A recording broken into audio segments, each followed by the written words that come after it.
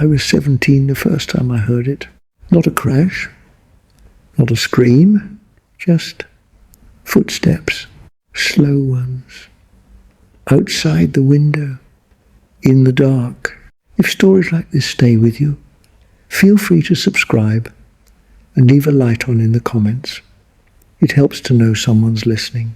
Now, let me tell you what happened that summer, because I've carried it for 60 years, and I think it's time someone else knew. It was 1962 July, I believe. The kind of July that sat on your chest at night and made it hard to breathe. We lived out past Harlan County, Kentucky. Back then, that meant something. It meant you were far from everything. The nearest neighbor was a woman named Mrs. Cutler, and she was 2 miles up a dirt road that turned to mud every time it rained. We had a farmhouse, white paint going yellow, a porch that creaked if you looked at it wrong. My mother grew tomatoes along the south fence. My father worked a double shift at the coal operation 3 days a week and came home too tired to speak. I had a younger sister, Ruth. She was 12 that summer. Quiet girl. The kind of quiet that made you think she was always listening to something you couldn't hear. That July was dry, unusually dry. The grass turned the color of straw. The creek behind the property dropped so low you could see the smooth stones at the bottom. Insects hummed constantly, even at night, even when everything else went still. That hum stayed. I slept in a room at the back of the house, single window facing east. When the moon was right, it threw a long rectangle of light across the floor. I used to lie there and watch dust move through it. Couldn't sleep much that summer. Too hot, too quiet, in the wrong ways. The first night I heard it, I thought I was dreaming. I'd been half asleep. That strange place between waking and not. And I heard it. One footstep on the dirt outside my window, then another, slow, deliberate. The sound of someone walking without any hurry at all. I stayed still. I told myself it was an animal. A deer, maybe. We got deer sometimes along the tree line. But deer don't walk like that. Not 1 foot after another, in that measured, patient way. That was a 2-legged walk. I was sure of it even then, lying there in the dark, with my heart loud in my ears. The steps went around the corner of the house, toward the front porch. Then they stopped. I waited. 1 minute, maybe 5. Nothing else. I got up, went to the window, pressed my face against the glass, and looked out at the side yard. Moonlight on dry grass, tree line, black and still. Nothing moving, nothing there. I went back to bed. I told myself it was nothing. A deer, a raccoon, the kind of thing the mind inflates in the dark. But I didn't sleep again that night. 3 days passed without anything unusual. I almost forgot about it. Almost. Then it came back. Same time. Just after midnight, I think. A little after. The footsteps again, outside my window. Same pace, same deliberate wait to each one. I sat up in bed before I was even fully awake, like some part of me had been waiting. I listened. It walked the full length of the east wall, turned at the corner, moved along the back of the house, past my father's woodpile, past the storm cellar door, past the place where my mother kept her gardening tools in an old apple crate. Then it stopped again, at the same place as before, the front corner of the house, near the porch steps. I didn't go to the window this time. I'm not sure why. Looking back, I think I was afraid of what I might see. Or worse, afraid of what might see me looking. I sat in bed until the sky started to pale. Then I got up and helped my mother make breakfast, like everything was normal. I didn't say a word. My father left early. Ruth ate her eggs slowly and stared at her plate. My mother hummed something while she worked the skillet. I watched the window above the sink, the backyard, the tree line.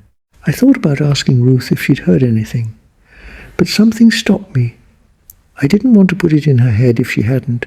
She was 12. She slept like she was at the bottom of a deep well. The next morning, I walked the perimeter of the house. I wasn't sure what I was looking for. Footprints, I suppose. But the ground was too dry and hard to hold much. I did find something, though. At the front corner of the house, right where the footsteps always seemed to stop, the grass was flattened in a rough circle, maybe 4 feet across, like something had stood there for a long time. Stood and waited. I scuffed it up with my boot and went back inside. I need to be honest with you. I wasn't a superstitious boy. My father didn't allow it. He had no patience for ghost stories or old county talk about the things that lived out in the hills. He said ignorant people invented monsters because they couldn't tolerate uncertainty. I believed him. I still mostly believe him. But I couldn't explain those footsteps, and I couldn't explain that circle of flattened grass, and I certainly couldn't explain what happened next. Ruth came to my room on the 4th night. She knocked softly. I was already awake.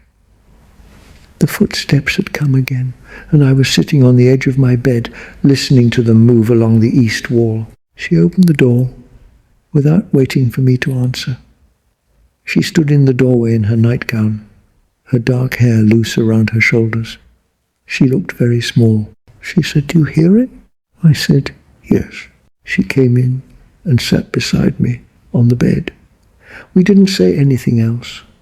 We just listened together as the footsteps made their slow circuit of the house and stopped at the front corner. We sat there in the dark, shoulders touching, until the sound faded and the night went quiet again.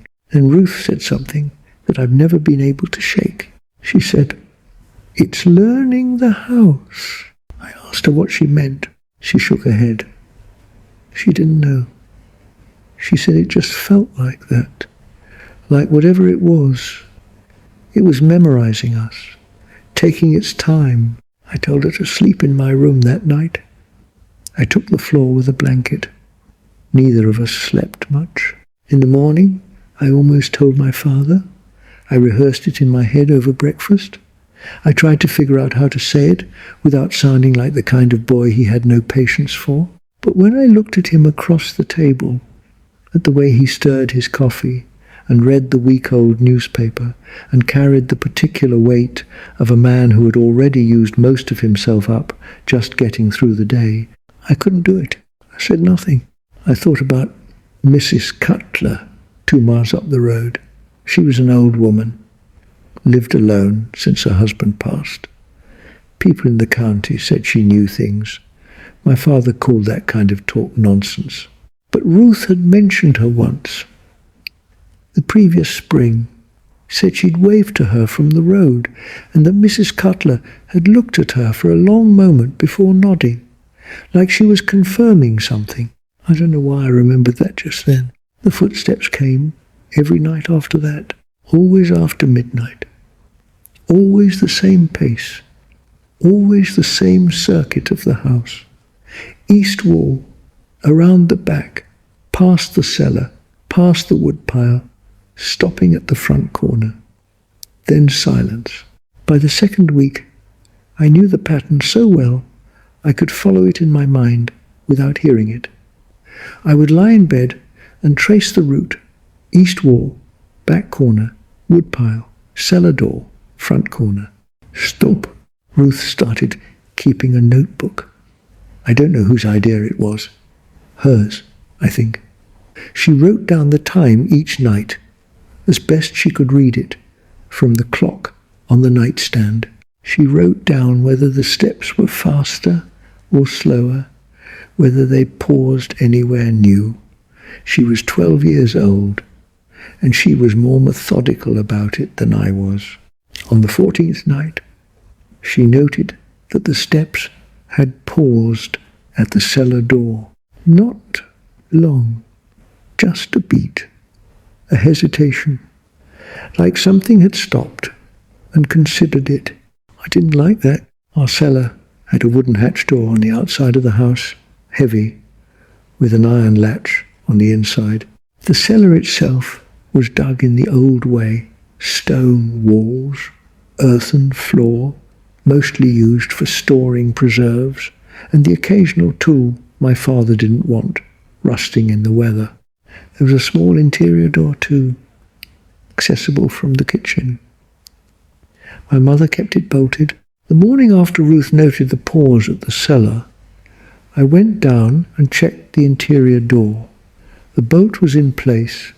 I checked the exterior hatch. The latch was secure. I stood in the cellar for a moment, in the thin light from the small ground-level window. Stone walls, dusty shelves, mason jars, nothing out of place. But the earthen floor, near the exterior hatch, there was a depression in it, shallow, oblong, like the ground had been pressed from above, like weight had settled into it from somewhere outside. I stood there, looking at it for a long time. That afternoon I went to see Mrs. Cutler. I didn't tell Ruth where I was going. I walked the 2 miles up the dirt road in the afternoon heat, my shirt soaked through by the time I reached her gate. Her house was small, white like ours, but better kept. She had flower boxes in the windows, a dog that barked once from somewhere round back and went quiet. She answered the door before I knocked. I'm not saying that to make it sound more than it was. Maybe she heard my footsteps on the porch, but she opened the door and looked at me with those pale grey eyes and said, "You're one of the Calloway boys." I said I was. I said my name was Thomas. She looked at me for a moment. Then she said, "Come in then." Her kitchen smelled like dried flowers and something underneath that I couldn't name. She sat me at her table and poured 2 glasses of water without asking and sat across from me. She said, "What is it?" I told her. All of it. The footsteps, the circuit of the house, Ruth's notebook, the flattened grass, the cellar floor. She listened without interrupting, without changing her expression much. When I finished, she sat quietly for a moment, and then she said, "How many nights?" I said, 16. She nodded slowly. She said, "And it hasn't tried to come in yet?" I said, "No." She said, "Then you still have time." I asked her, time for what? She looked at me carefully. She said that some things came out of the hills in dry summers. She said she didn't know exactly what they were and didn't think anyone did. She said they weren't ghosts. She said they were more like a hunger that had taken a shape. She said they circled a place first, learned it, decided whether what was inside was worth the effort. I asked her what happened if they decided it was. She was quiet for a moment. Then she said, "They come in." I asked how to stop it. She told me. I'll get to that. Walking home, the sun low and the road turning purple in the evening light, I felt something I hadn't felt in those 16 nights of listening. I felt afraid in a way that had weight to it. Before, the fear had been diffuse, a general unease. Now it was specific. Now I understood there was a shape to what was happening, and that shape had a direction. It was moving toward us. Ruth was on the porch when I got back. She looked at me and said, "You went to Mrs. Cutler's." I said I had. She said, "What did she say?" I told her most of it. I left out the part about what happened if it decided we were worth the effort. I don't know why. Maybe I thought I could fix it before it came to that. Mrs. Cutler had told me to salt the thresholds. Every door, every window, a continuous line, unbroken. She said to use plain table salt. She said to do it quietly, without making a fuss about it, and not to tell my father. She said that last part with the particular firmness of a woman who had lived long enough to know which conversations were worth having. She also told me to watch the cellar. She said that the exterior hatches of old cellars were the soft places, the spots where the house was closest to the ground. She said if it was going to test an entry point, that would be the one. That night, Ruth and I went through the house after my parents were in bed.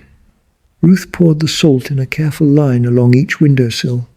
I did the doors, front door, back door, the small side door that led to the utility room.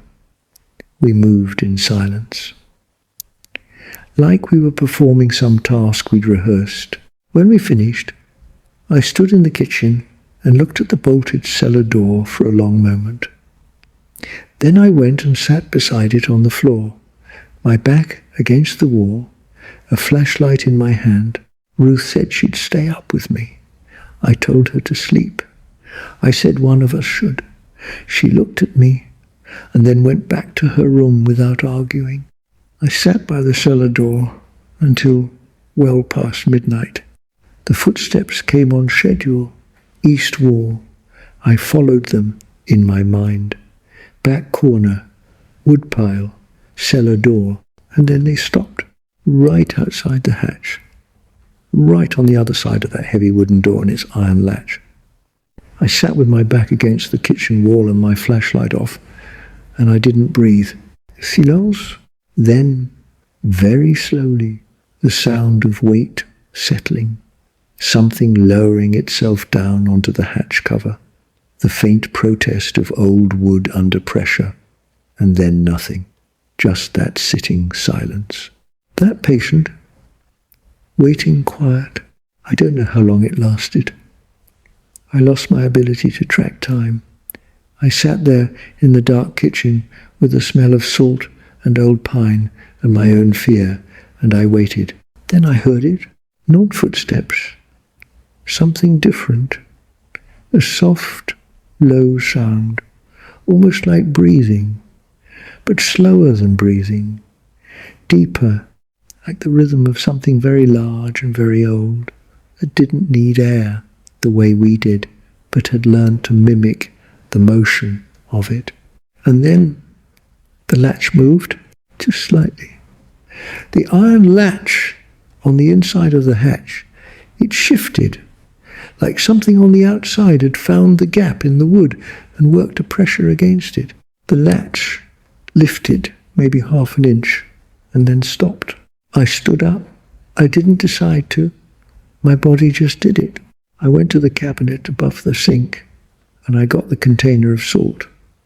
And I went to the cellar door and I poured a line of salt along the bottom of it, along the full length of the frame, into the corners. Deliberate and continuous. The breathing sound stopped. The latch settled back into place. And then the footsteps moved away, back along the side of the house, toward the tree line, getting quieter, then gone. I stood there in the kitchen for a long time after, the flashlight on the floor where I dropped it, throwing its beam sideways across the linoleum, salt on the floor, my hand steady, which surprised me. I went back to my room and sat on the bed until dawn. I never told my father. He never asked. I think he noticed certain things. The salt along the windowsills, the way Ruth and I were quieter that August, the fact that I didn't sleep late anymore. But he was not a man who asked about things he'd already decided had no answer. My mother noticed the salt too. She swept most of it up without comment. But I caught her one morning refilling the line along the kitchen windowsill herself. She didn't see me watching. She did it carefully. She smoothed it into place with the flat of her hand. We never spoke about it. The footsteps came 3 more times after that night. Same circuit, same patience. But they didn't stop at the cellar again.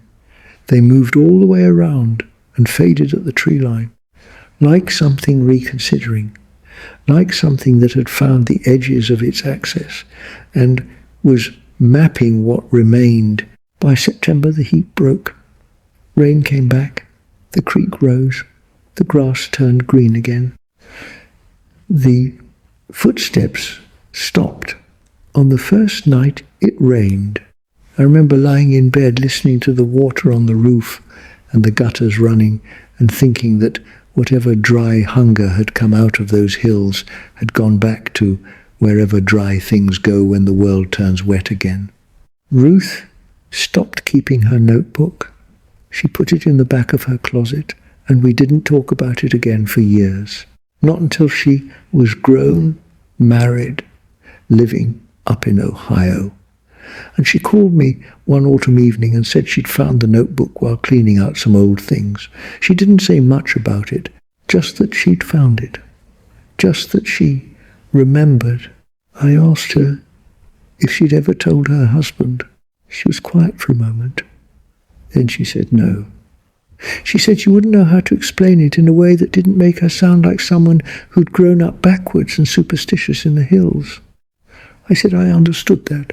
She said, "Do you think it was real, Thomas?" I thought about it. I said, "Yes." I said, "I thought it was real, the way some things are real that don't fit into the categories we build for the world." She said, "It was learning us, wasn't it? All those nights, it was just learning." I said, "I thought so." She said, "I wonder if it ever forgot." I didn't have an answer for that. I still don't. Mrs. Cutler died the following spring. Stroke, they said. I went to the service with my mother. The county turned out reasonably well for her.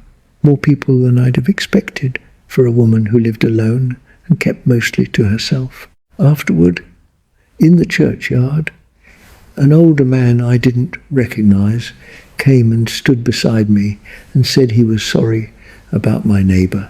I thanked him. He said, "She was a careful woman." I asked what he meant.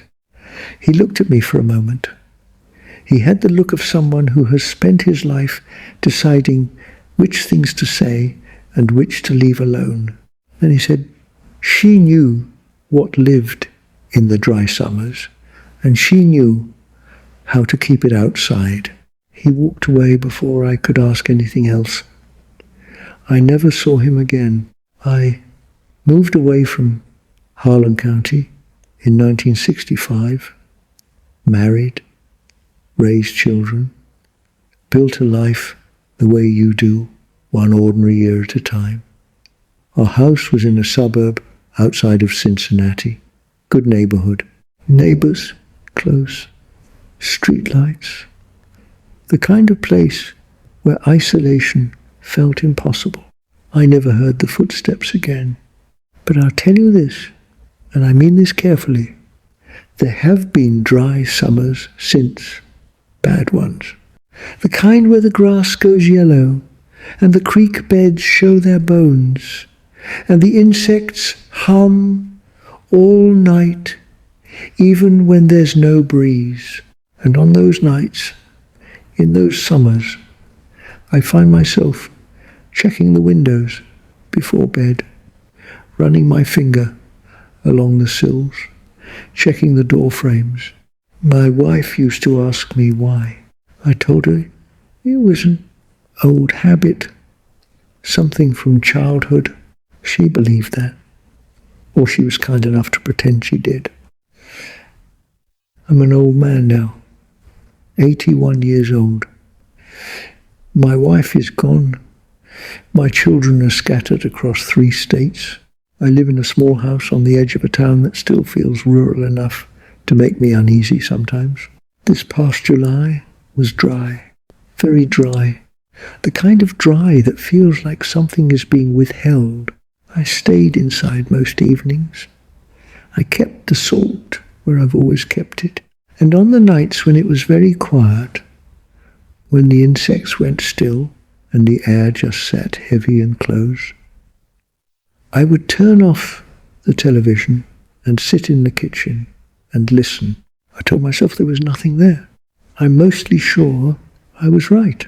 But on one of those nights, just once, very late, when the moon was low and everything outside was the colour of old pewter, I thought I heard something, slow, patient, moving along the east wall.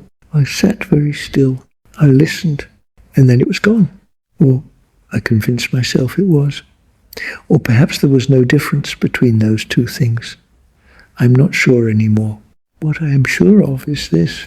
Whatever came out of those Kentucky hills in the summer of 1962, whatever it was that walked the perimeter of our little white farmhouse and learned the weight of us, the warmth of us, the rhythms of our sleeping and waking, it was not in any hurry.